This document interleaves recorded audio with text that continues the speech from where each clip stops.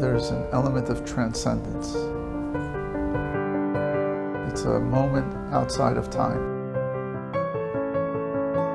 You just are there, the moil's there, the baby's there, Hashem is there.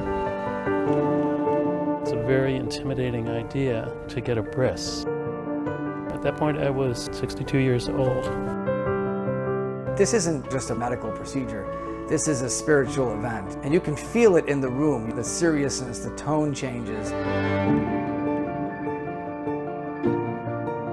There's such an electricity, it's such a powerful moment, electric moment.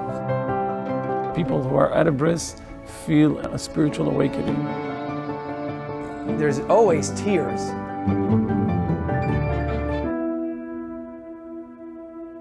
There is more Jews without a Brit Mila than with.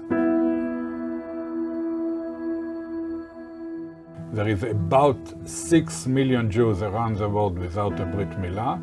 About 5 million of them are from Russia.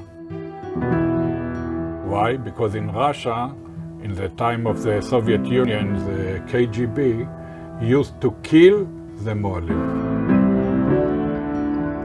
This has been part of the history of the Jewish people through economic circumstances, persecution, exiles. Add to that to the historical context of where we're coming from. We're coming from post-Tsarist Russia, Holocaust Europe.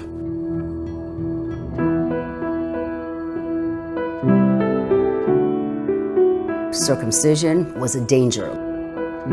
Lighting Shabbos candles was a danger. The Russian authorities, they would ship you off to Siberia, or they would kill you. You didn't know who was an informer, which day they're going to knock on your door and take you away.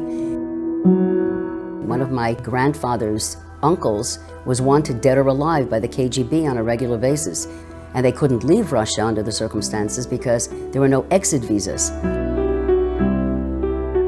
We're really providing the opportunity to right a historical wrong. These were people who, through no fault of their own, no fault of their parents, through the vagaries of Jewish history, ended up with no bris. קודם, כשהגעתי לפה אני לא ידעתי, בכלל לא היה לי שום ידע, לא היה לי שום ידע ושהייתי צריך לעשות את זה בכלל.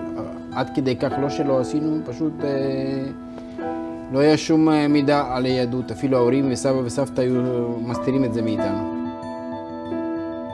We're talking about people that are not living in the bubble of the Jewish world. Assimilation in America is a major battleground. I grew up in Chicago in a family that was Jewish but never admitted to being Jewish, therefore I barely knew that I was Jewish. It's a very intimidating idea to get a bris. At that point I was 62 years old. So basically I'd lived my entire life as a non-Jewish person. I didn't know how I was going to be able to afford a bris. I prayed and I prayed and I prayed that everything would be okay and I'd somehow be able to do all of this. I'm extremely grateful. There are people that are there for any and everyone who really need support. Bris is connected to the essence. It's the essential connection between a man and God. I am Jewish. I want to be Jewish completely. Every Jew, even that is not religious, there is something inside his spirit, his soul, that push him to do the Brit Mila. And they cannot explain it. They want to do a Brit Mila. The Bris Mila is the foundation. It's the yesod. This is the beginning, the seminal point of Judaism. It cannot be compared to any other mitzvah that a person does in their lifetime. What Rabbi Amit and his crew and all the Malim do for Brit Yosef Yitzhak, they made it that the minute you decide you want a bris, the next day you can have a bris. It's like a drive-through bris. They have drive-through for everything today. Banking, marriage. If you want a bris today, literally today, you can get you a bris today in a clean medical atmosphere with a doctor on hand. They have to arrange for the moil, for the location, for a rabbi, for everything, because usually the people who come to Brit Yosef Yitzhak come with nothing. So it's turnkey, and they will do a bris for anybody, anywhere, if they're called.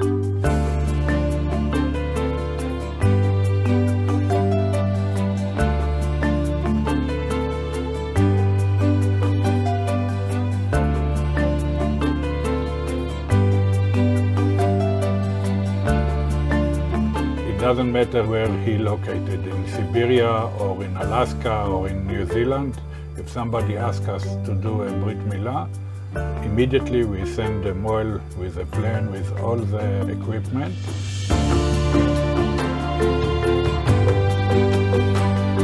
We've done state prisons, federal prisons, U.S. Army bases, Israeli military installations. I've been asked to go to Yemen, Seoul, South Korea, places that you wouldn't even imagine there's Jews everywhere. Most of our Moelim are volunteers. The Sandik is modern Orthodox. The guy getting the bris is from Ukraine. The guy who brought him is a Spanish Jew. The Moel is Saber. The other guy assisting is a Lubavitcher. In every single bris you have this type of world coming together. And we provide the brises free of charge to everybody. Reform, conservative, there is no distinction whatsoever.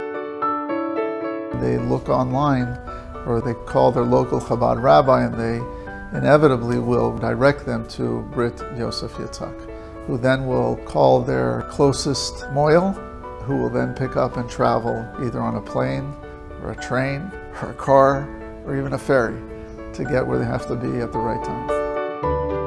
And these are guys who will leave their family for like a 3-day Yom Tov, because some Jew in Guatemala needs a bris.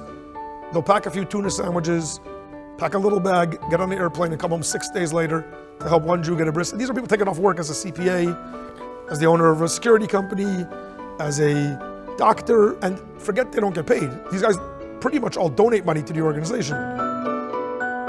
People don't just wake up one morning on a Sunday and say, oh, I'll go have a bris today. There's always a journey of which they've traveled to get to the point, and this is the culmination. Doing this is the most profound, significant, important decision I made in my life.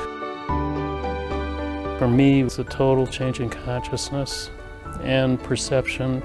I just saw the world in a totally different way. When you have an opportunity to do a mitzvah that's this important, that's this great, that is this impactful, how can you say no? So without Brit Yosef Yitzhak, those people would feel less whole, and the Jewish people would be less whole. I've been in attendance in several of the brisim, and there would never have been a bris had it not been for this organization. Thank God somebody's out there that cares. I prayed to God that they would come, and they came.